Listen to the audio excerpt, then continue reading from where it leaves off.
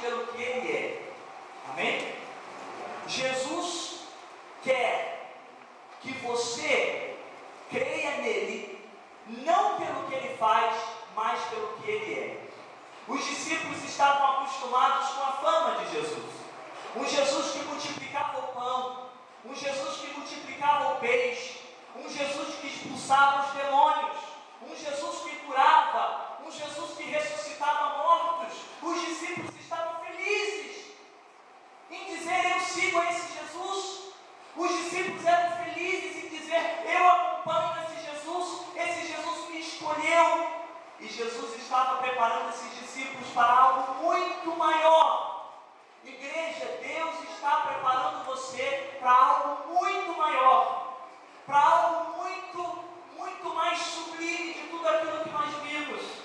É muito fácil quando nós temos seguranças, é muito fácil quando nós temos apoios, é muito fácil quando nós temos pessoas ao nosso redor, mas a Bíblia diz: ainda que a figueira não floresça e a vide não dê o seu fruto, ainda que os montes se lancem ao mar e a terra trema, ainda assim eu hei de confiar. E a primeira coisa que nós aprendemos é justamente esta. Eu gostaria de ler com os irmãos novamente versículo 22 e 23. E logo ordenou Jesus que os seus discípulos entrassem no barco e fossem adiante para o outro lado, enquanto despedia a multidão. E despedida a multidão, subiu ao monte para orar à parte, e chegada já a tarde, estava ali só. E o barco estava já no meio do mar, açoitado pelas ondas, porque o vento era contrário. Agora presta atenção aqui. Talvez você entrou aqui nesta noite com um grande problema. Pastor, você não tem noção do que tem acontecido na minha casa. A minha casa, pastor, tem sido uma arena de guerras constantes. Pastor, você não sabe o meu drama com o meu marido. Você não conhece o drama com a minha esposa, com os meus filhos.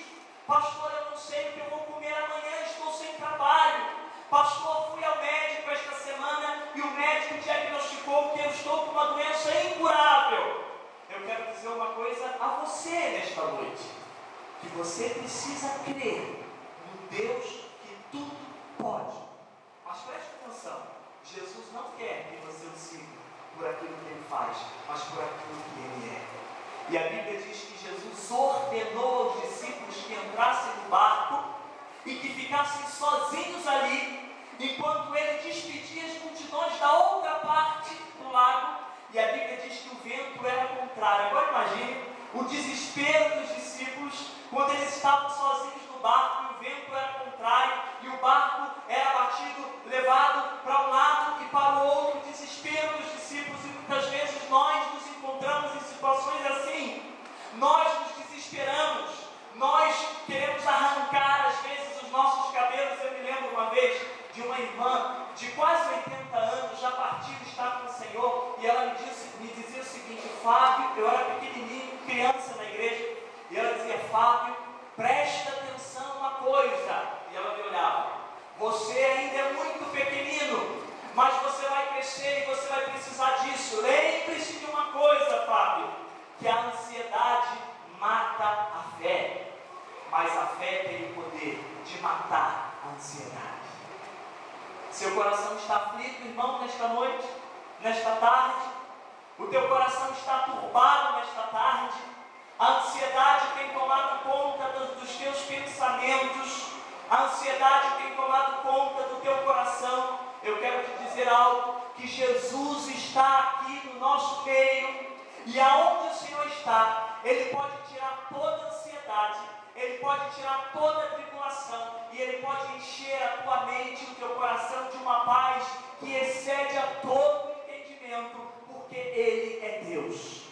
Mas você precisa entender uma coisa: que Ele quer que você o siga, e você o sirva não por aquilo que Ele faz, mas por aquilo que Ele é. É a primeira coisa que nós aprendemos neste texto. Mas nós aprendemos ainda uma segunda coisa: mesmo se passarmos por momentos de dificuldades, temos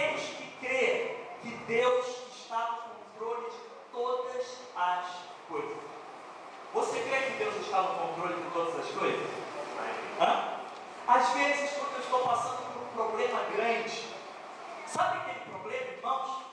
Que você fala: Deus, eu não sei como eu vou sair desta situação. Você já passou por um problema assim?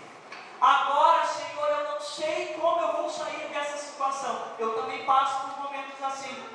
E eu começo a pensar. E eu digo: meu Deus é onipotente. O que quer dizer onipotência? Pode todas as coisas. Não tem impossíveis para o nosso Deus. O meu Deus é onisciente. Ele sabe todas as coisas. O meu Deus é onipresente. Ele está presente em todos os lugares ao mesmo tempo. Eu digo: Fábio, você crê em Deus que é onipotente, onipresente, onisciente? Você crê em Deus que pode todas as coisas, sabe todas as coisas, está presente ao mesmo tempo em todos os lugares?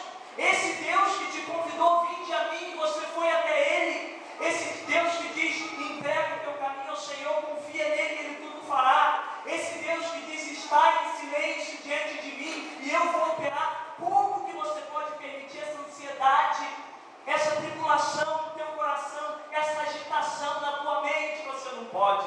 Irmãos, mesmo quando nós passamos por momentos de dificuldade, Deus está te falando nesta noite, preste atenção: o Senhor está no controle de todas as coisas.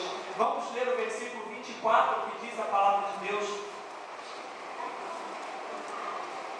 e o barco estava já no meio do mar, açoitado pelas ondas, porque o vento era contrário.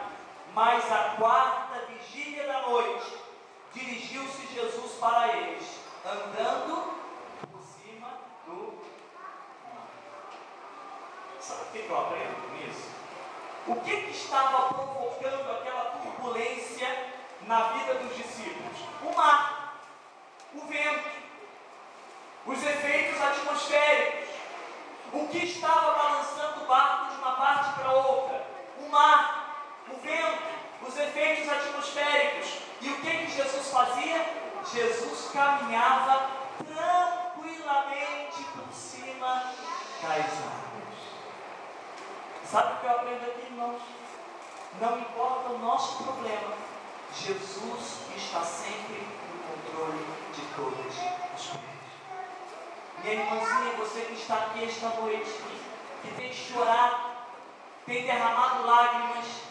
Meu irmão, você que está aqui nesta noite, não é noite, é tarde, tem chorado, tem derramado lágrimas. Muitas vezes a ansiedade tem entrado na tua mente, no teu coração. Muitas vezes a tua fé tem balançado, mas você tem permanecido porque você sabe em quem você creu. Eu quero dizer que o teu Jesus está no controle de todas as coisas. Não importa o teu problema, o teu Jesus está no controle de todas as coisas. Irmãos, quando eu fiz uma viagem pelos sítios, vocês falam sítios, bíblicos da Grécia e da Turquia, algo que me emocionou muito foi quando eu cheguei na prisão em Filipe, onde estava preso Paulo e Silas, à meia-noite, que eles cantavam louvores a Deus, e veio então um terremoto, e eles foram libertos, e ali Deus fez algo de extraordinário. Eles sabiam que Deus mandaria o terremoto? Não! Eles esperariam, de repente, que o carcereiro se convertesse, abrisse as prisões. Talvez eles esperariam que Deus tocasse no coração das autoridades para que os libertasse, mas jamais eles poderiam esperar um terremoto. Sabe o que nós aprendemos aqui? Que Deus é criativo. Satanás age da mesma forma desde o princípio, mas igreja, o teu Deus é criativo, ele age como ele quer.